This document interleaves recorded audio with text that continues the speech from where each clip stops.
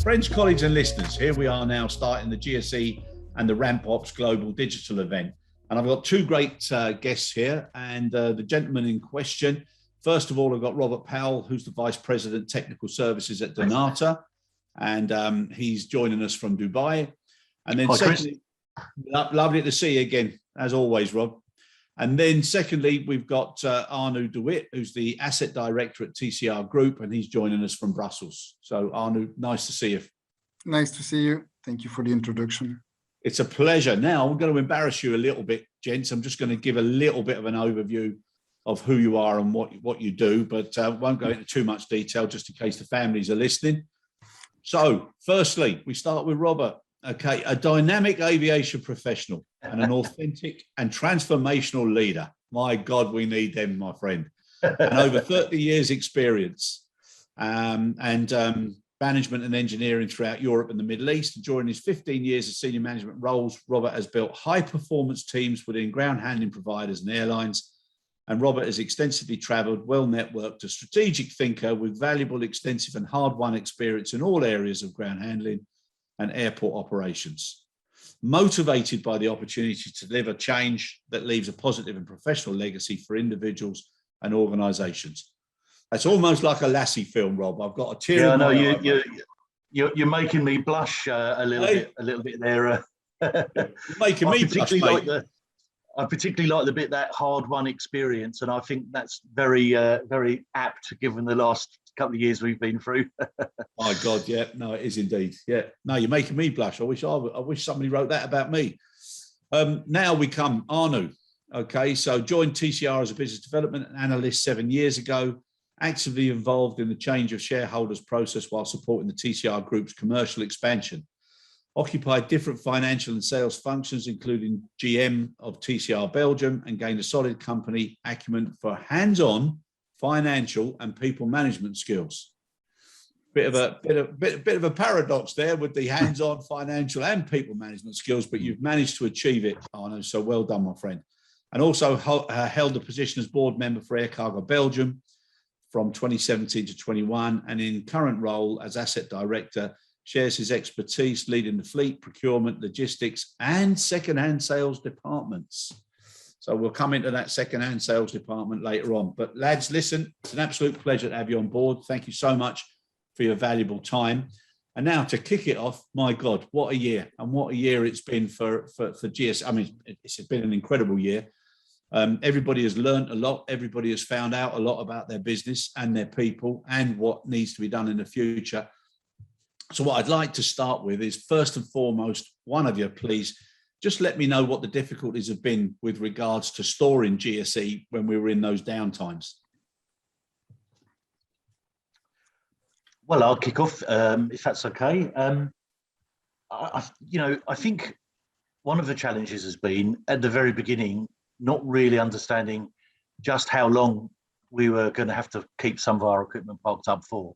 You know, many of us would have been through other disruption events previously where we always have that seasonal up and down movement of GSE where we use techniques like mothballing and standby.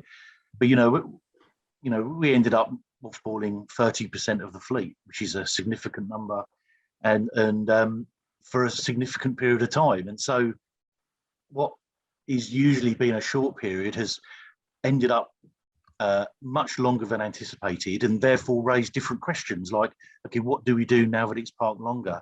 How do we document to make sure that when we're audited in 2 years' time, there's not a big gaping hole in our preventive maintenance schedule?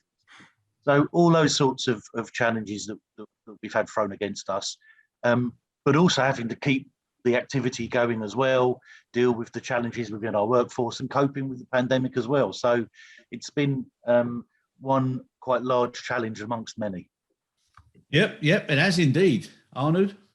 I do agree 100%. I think, first of all, indeed, the duration of the parking was a big question mark for everybody. And then second of all, I think it was also finding the parking spaces actually for the different units and making sure that, as said by Rob, that the units still remain available and accessible, because you never know when they had to come back, and they had also to be available for example, to continue the maintenance on the assets, to occasionally maybe run an asset, for example, actually to make sure that the batteries were still running, mainly, for example, on electric buses. So it was quite challenging, and to keep also the assets safe, for example, from, let's say, the natural elements, but also if stored not on an airport, for example, also from vandalism or other, let's say, threats that do exist. So it has been quite a challenge, actually, to let's say, the storage of those GSE. Yeah. Now, one thing that always used to come to my mind, and I've luckily enough, I've been traveling a bit lately as well. And you know, when you're on that transfer from the stands to the aircraft and you're on the bus and you get to look around and everything, you look at the way the equipment is stored, where it's stored. And I think everybody looks and they think, my God, there's so much equipment here. And I think obviously now it must be making people realize that, you know, with that asset value sitting idle, and also now, are there better ways of looking at the whole project in the future? You know, have you guys considered alternatives? Well, I think the challenge is, especially in somewhere like Dubai, where we're a major hub, is that the asset volume is always driven by the peak. You know, and if that peak is just a 1 or 2, 3 hour period in the day, then, you know, in the trough, the equipment is going to be, you know, sitting around. And, you know, certainly from our perspective, in normal times, you know, that's when our workshop is at its most active, because, you know, that's when we gain access to the equipment.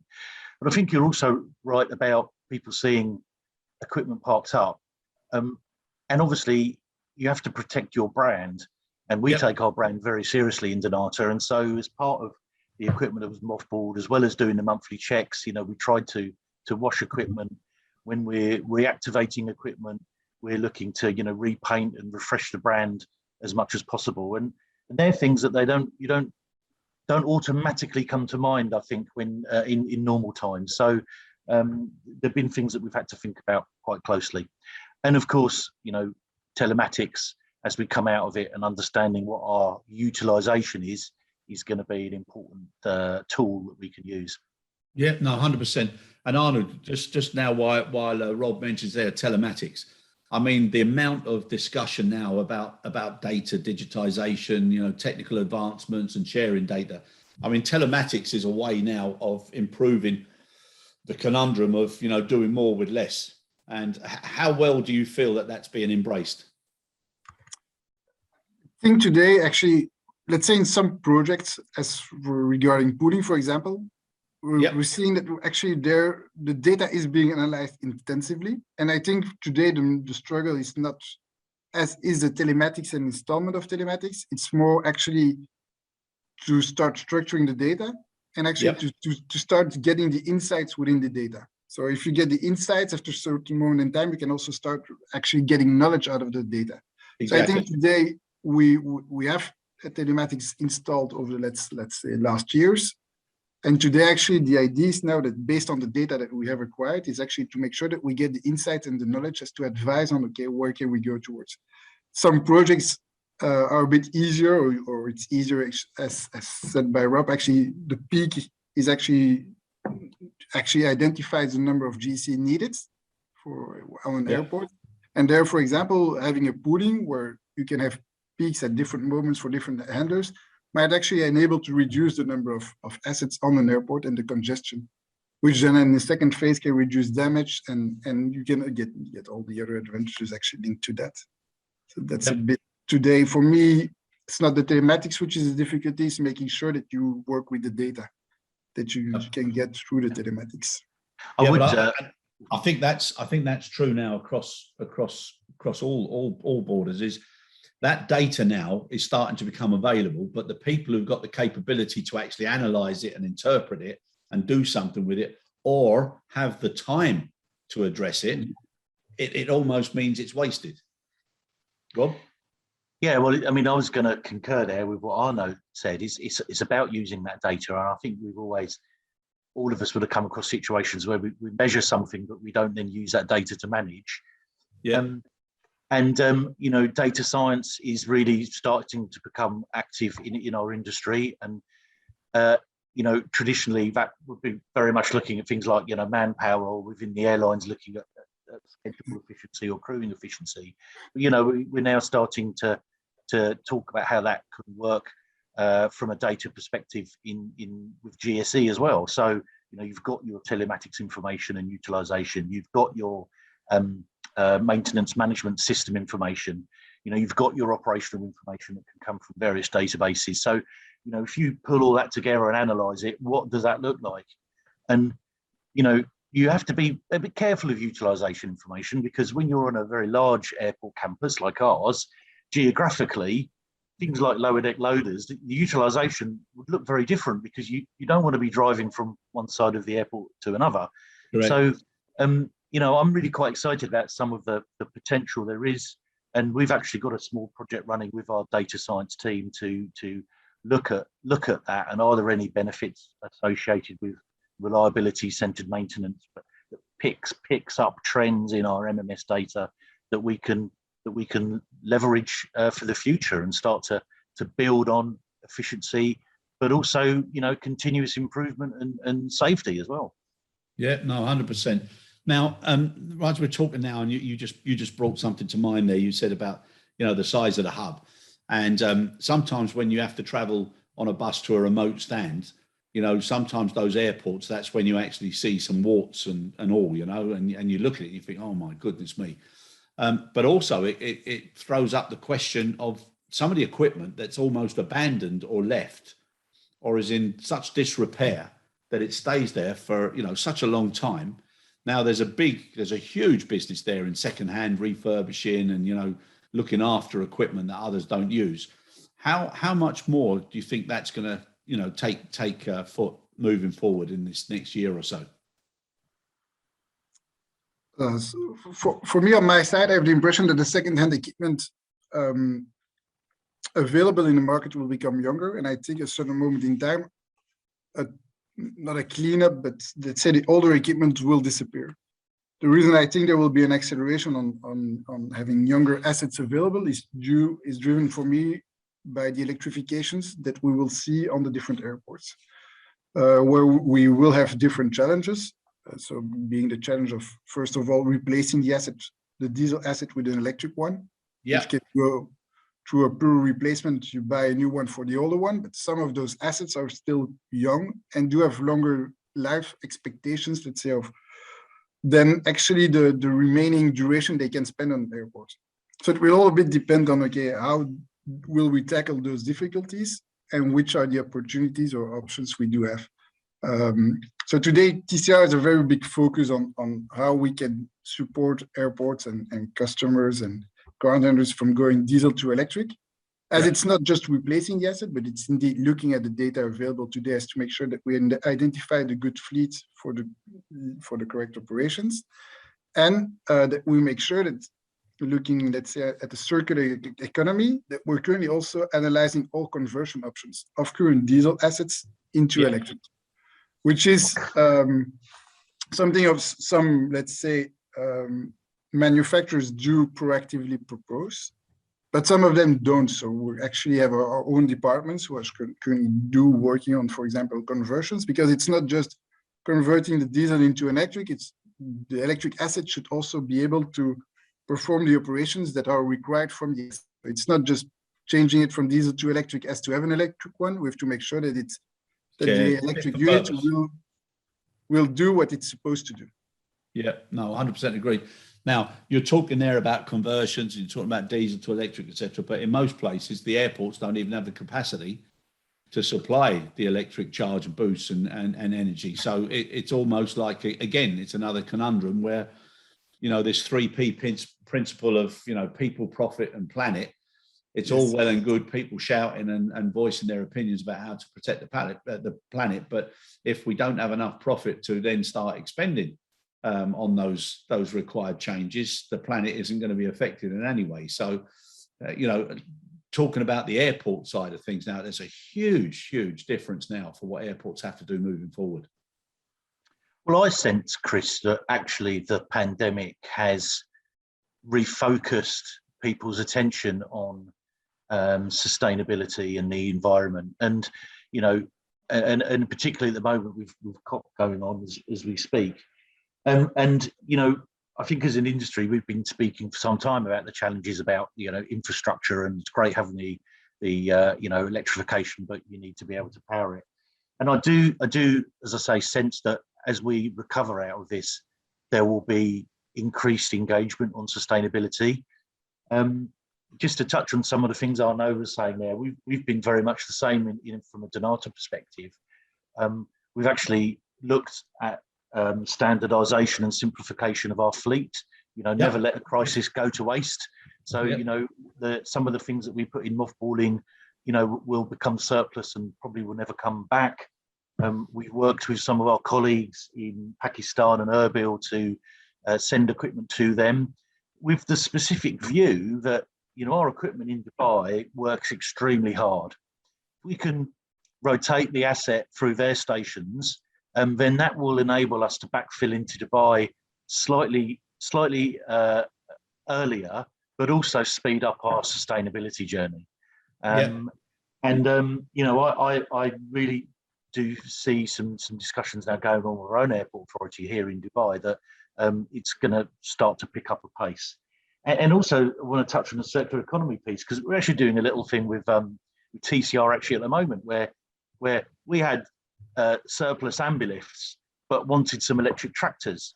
We had what they wanted. They had what we wanted. So actually we came to a complete agreement where we just done a swap, and I think some cooperation between some players in the industry could really help bring some of those sort of opportunities to the fore as well. No, 100% agree. Those sort of success or good news stories, Rob, there should be more. There should be more, in everybody's eyes, so people can start to see it. Because collaboration is an easy word to use, but it's much more difficult in reality. Exactly. But to show people who've got the capability and the confidence to do things, it gives people a lot of confidence in the industry again, which is yes. Brilliant. Yeah. Now, sticking with the airports, I just my personal opinion, but I definitely believe now the airports have got a major opportunity to change things moving forward.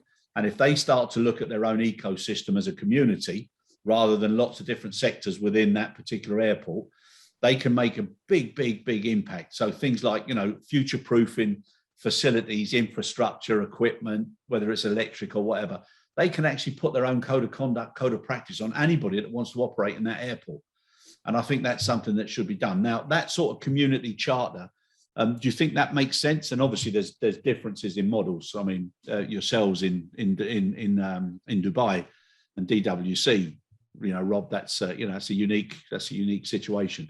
But I do think that makes sense, Chris. And actually, we're talking about, one of the things we talk about here is mothballing, and I think Arnaud referred to it as our space was all of a sudden became quite a considerable issue.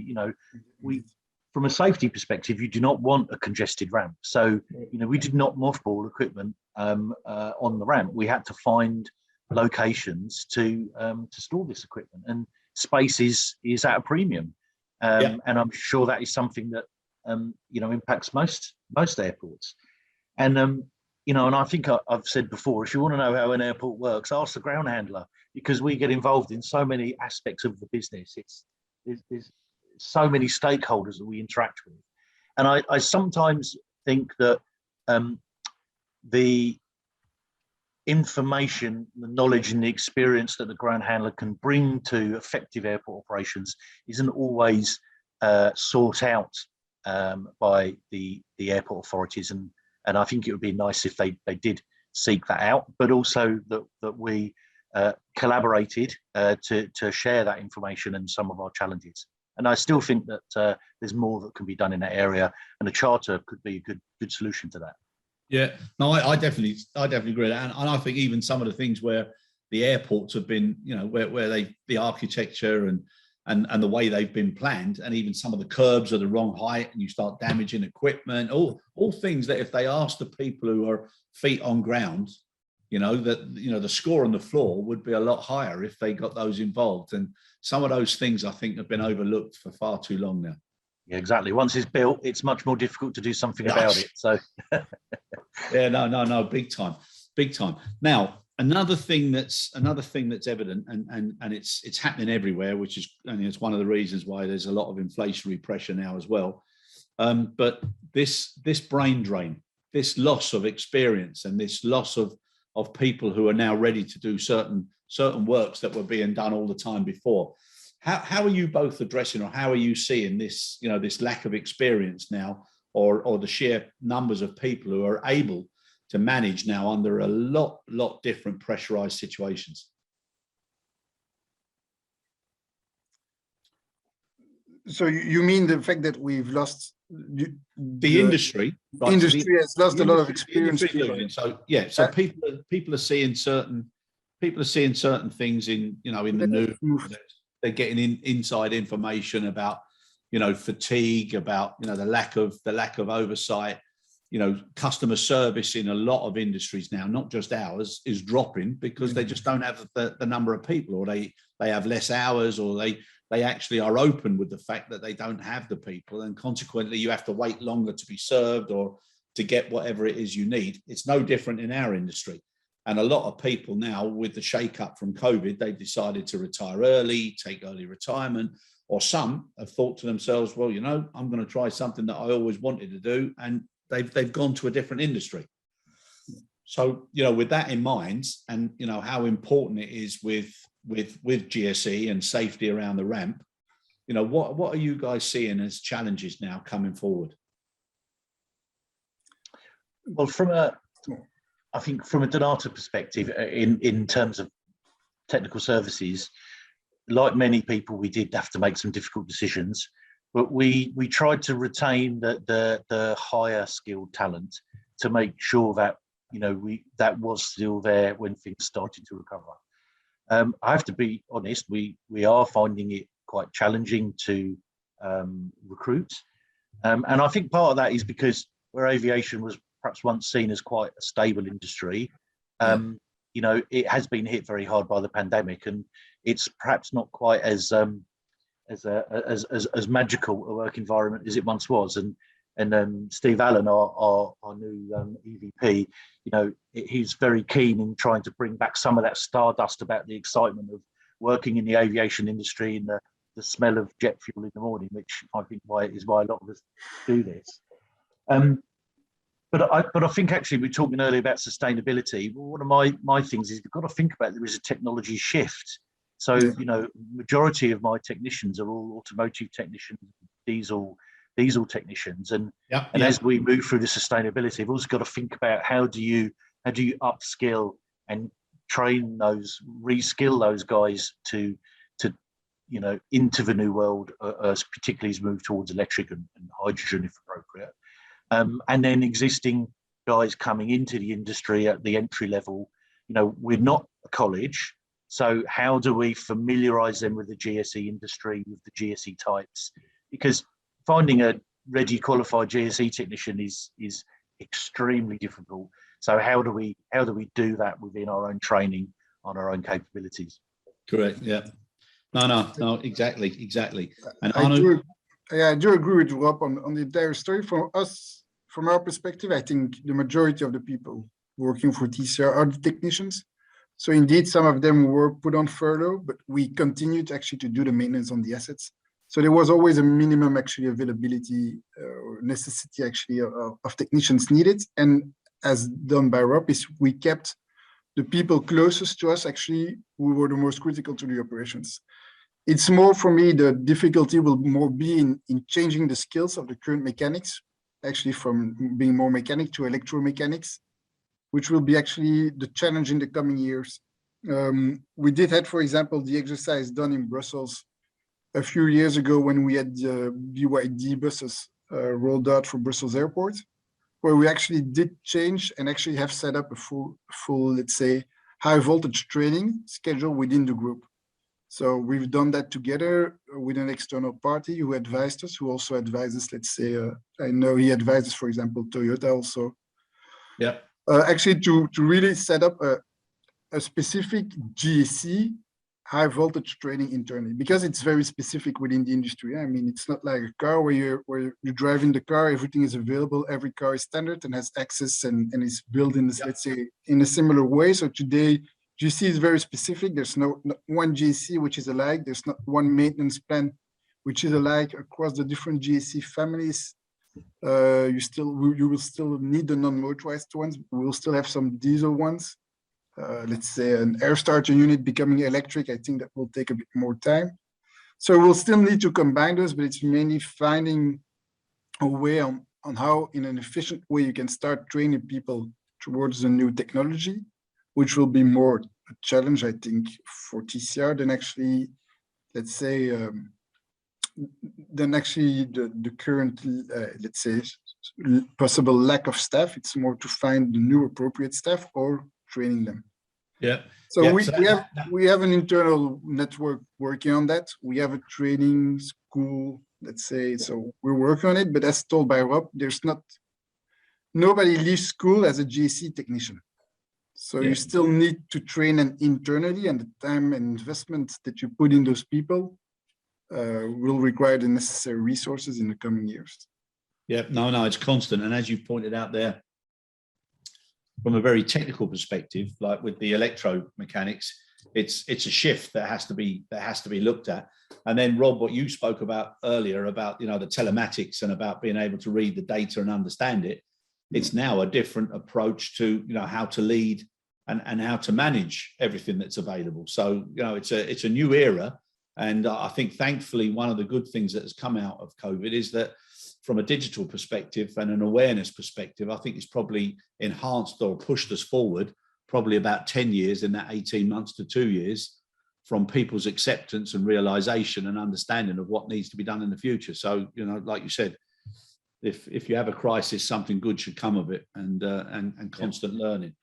Now, one of the things that I wanted to ask you as well is with regards to equipment, like I've worked recently in certain areas where the airport authorities or the aviation authorities have actually come up with just across the board line saying all equipment over a certain age has got to be gone by a certain deadline, without what you were referring to earlier, Rob, about if you've got high used material equipment, it makes sense to distribute it amongst your region where there's lesser, so that you sort of balance it out. But I mean that doesn't make sense to me, because you can have like when I was looking at some of the freighter operations, some of the equipment is only moving a couple of 100 yards every time, and just because it's exceeded a certain period of time, if it's maintained well, it shouldn't have that arbitrary sort of deadline to its lifespan. Yeah, I agree. I think age is a very simplistic measure to take when it comes to reviewing your fleet and your assets. And the other thing, of course, about GSE, there's so many different equipment types, and within that, and decisions should be made on what is the appropriate life cycle of that asset, the lifespan of that asset. Is it viable for refurbishment? I think the challenge with refurbishment is some assets lend themselves very well to refurbishment, some life extension, like lower deck loaders, main deck loaders, for example. But then other assets don't lend themselves to that. Like I would say anything that's truck mounted or catering trucks, for example, they don't really lend themselves well to refurbishment. So I think that, again, airports that are thinking of making those sorts of generalizations need to consult with the operators to understand and let their SMEs guide them about what is the most appropriate thing to do. Because also, the amount of carbon and energy into manufacturing something like an aircraft pushback tractor, you want to sweat that asset for as long as you possibly can. And of course, part of the life cycle is its appropriate disposal and recycling and maximising any residual value out of the scrap or the spare parts within it. And I think not everyone considers that full life cycle. Yep, no, I agree. Anything you want to add to that, Arnaud? I fully agree. I think you should look at the entire life cycle of the assets before taking those decisions. It's something we try to do within TCR and currently also have developed, for example, an eco center for the end of life of the different assets, as to make sure that we can recuperate as much as possible of let's say potential spare parts, but also know actually what happens at the end of the life cycle of the assets.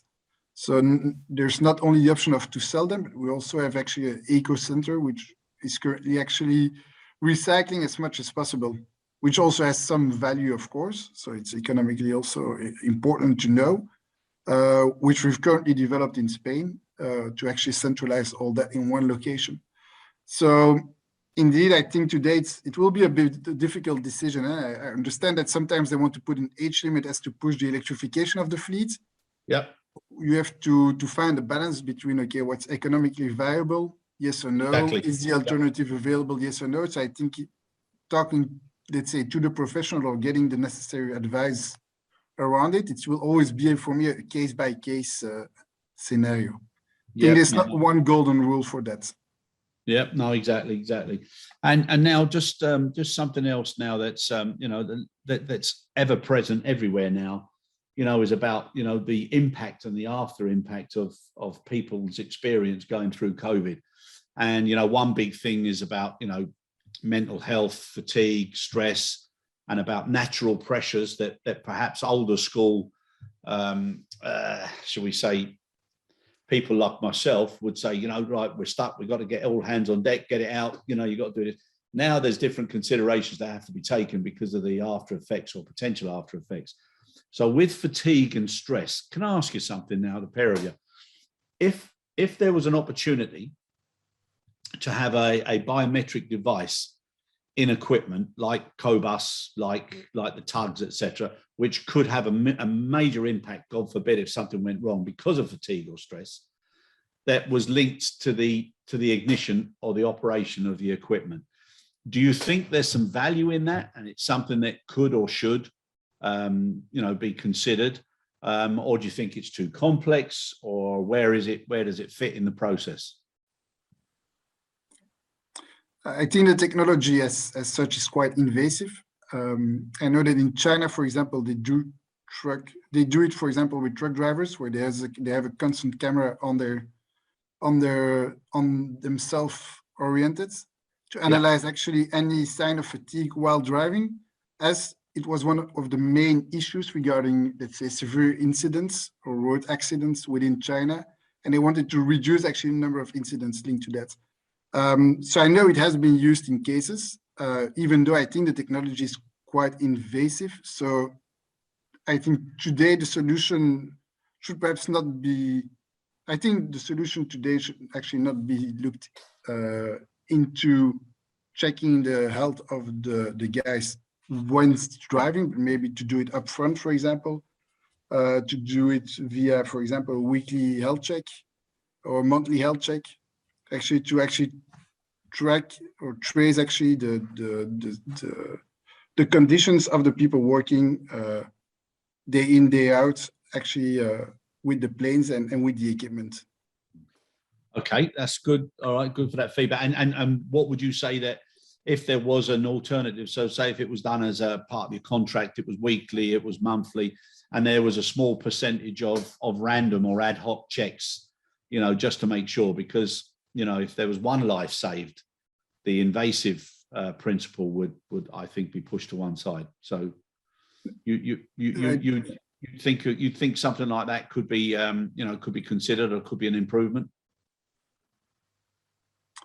I think with all those technologies regarding, let's say, facial recognition, we should be quite prudent. So taking a firm, let's say, position within this debate is quite difficult today. I think it's something that time will tell, even though I think that today we're a bit too early actually to actually take a real, let's say, position within that. You know, China, for example, has already rolled out something like that. I think it's good to see and learn what happens around us, but today I don't see it as a solution for tomorrow. Okay, all right, thanks for that. And Rob, your opinion? Yeah, so I you know, the technology exists. I mean, and you know, it is available, and some telematic systems have it as an add-on, and as Arnaud says, it's used in the trucking industry. I think for me, we need to ensure that we're not putting our staff into that position in the first place. Obviously, yes, there is a lot of operational pressure, but it's incumbent on us as organisations to make sure we have appropriate rosters. We're not putting too much pressure on people to work hours over and above what is fair and reasonable, and obviously active supervision as well to identify these types of things up front. There's also a responsibility on the employee, of course, to declare, to make sure they're not working second, third jobs that might have a fatigue impact. So whilst I have no immediate view that it wouldn't be appropriate, I think it's the type of thing that should be a last resort. And I think one of the challenges with a lot of technology nowadays is that we can immediately jump to, there's a technological solution, whereas, well, actually, let's take a few steps back. What is the core reason? Why are we getting this position in the first place? And sometimes it can be some quite basic fundamentals that we need to correct first before we get to that position. Yeah. Okay. All right. Interesting. And I'm going to send you both something after this session, so I'll be interested to see what you think. But that's great. Now, lads, we're coming near to the end, and one of the things that I said I would ask you is, all of us have got ideas of how things should and could change, and then all of us have got ideas of what we'd like to see, and also what we'd be prepared to give to help. So if I could ask you both, in your positions with your experience and your engagement and enthusiasm for the sectors that you're in, just a few points that you'd have on your wish lists of what you'd like to see happen within the industry now in the short term, because we need to see what the impact is going to be. To say over the next 2 to 3 years, what would you like to see on your wish list? And then I'm going to ask you a similar question, but from your own personal or your position contribution list. So from a wish list, what would it be first and foremost? Well, I'll take that first. Especially as we're getting close to the Christmas season. Yeah, this will fit in nicely. No more socks and ties. Actually, I'm going to mention short term particularly. I think what I'm actually worried about at the moment is the supply chain challenges around the world. Yep. We're talking about bringing our equipment out of mothballing, and more equipment coming back online, and the background to that happening is at the same time we're having significant challenges with identifying spare parts and securing spare parts. I'd just like people to be honest. If you're going to give a lead time, stick to it. We are increasing our inventory, which is significant cost to us. So, if you know that you maybe sell that, think about increasing your own inventory as well, to help the whole chain through it. There's no simple answer, but I think we've all got to be pragmatic. That what I'm worried about is that I'm pretty certain that we're going to face supply chain issues, which is going to impact on serviceability of my equipment. Yep. And it's going to be completely beyond my control.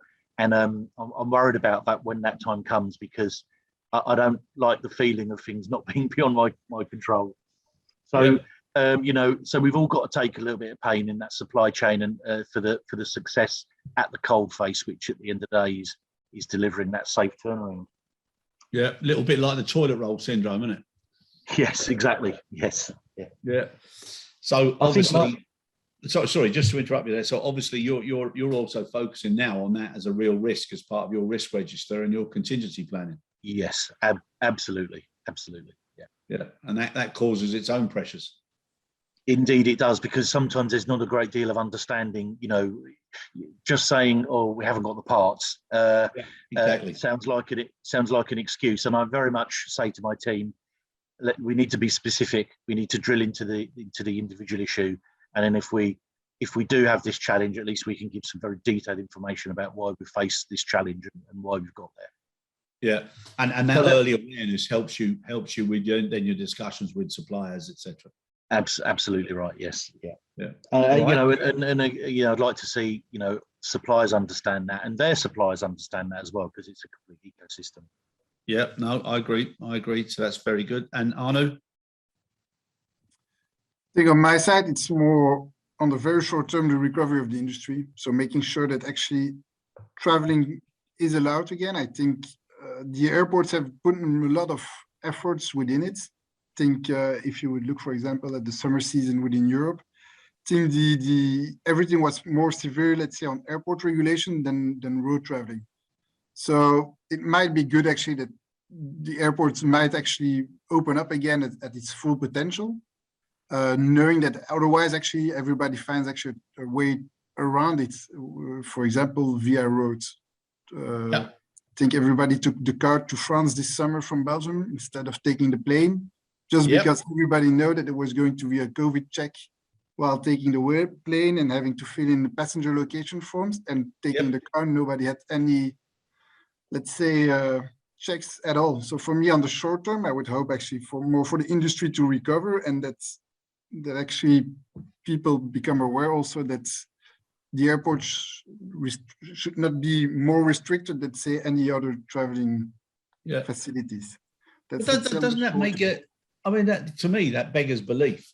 How people can't sit back and see that. And I mean, a similar situation, and not to pick on Australia, but you can have somebody now who can fly from somewhere to see their aunt in one part of Australia, but they can't fly to see their cousin within Australia.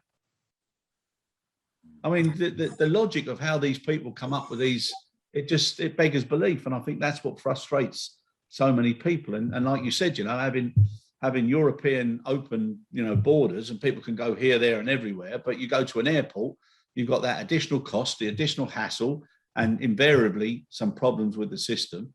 It just does not make sense. No. Indeed. So that would be. So I wish the best actually for the industry to open up the borders, and that they can just take up where they actually left a few years ago. Yep. I'd sacrifice the odd pair of socks, underpants, or a tie if that could be delivered on the 25th. Right, now a contribution list. All right. So somebody turned around and said, "All right, guys, happy days. Love your wish list. Now, what are you able to contribute?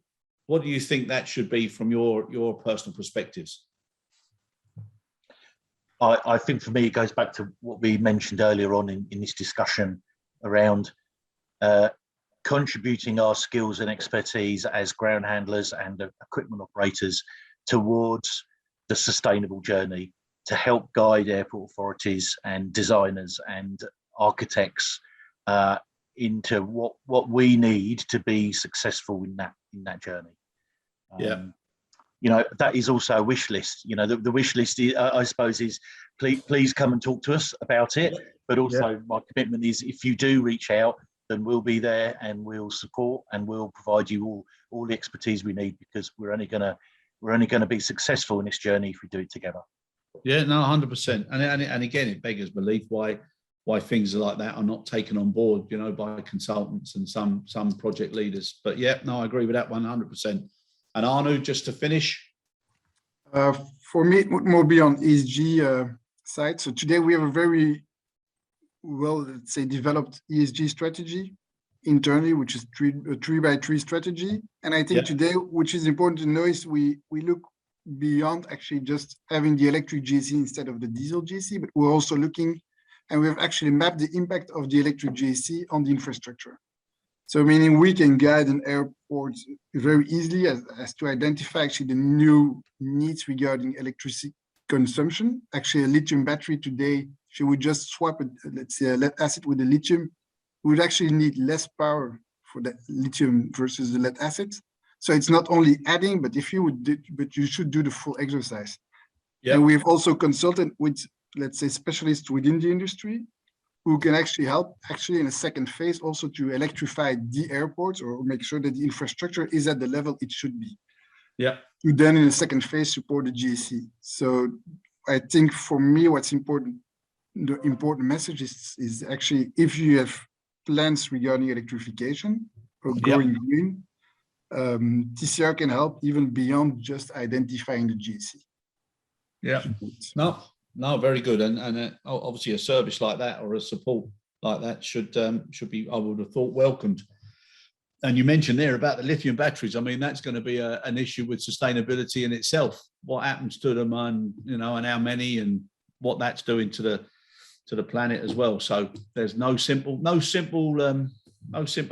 even for Mr. Attenborough. Gents, it's been an absolute pleasure. Okay, I wish you well, wish you great success, and let me be the first one to wish you a happy Christmas and a great New Year, and look forward to seeing you face to face somewhere very soon. Thank you very much. Thank you very much, Chris. Chris. Thank you. That's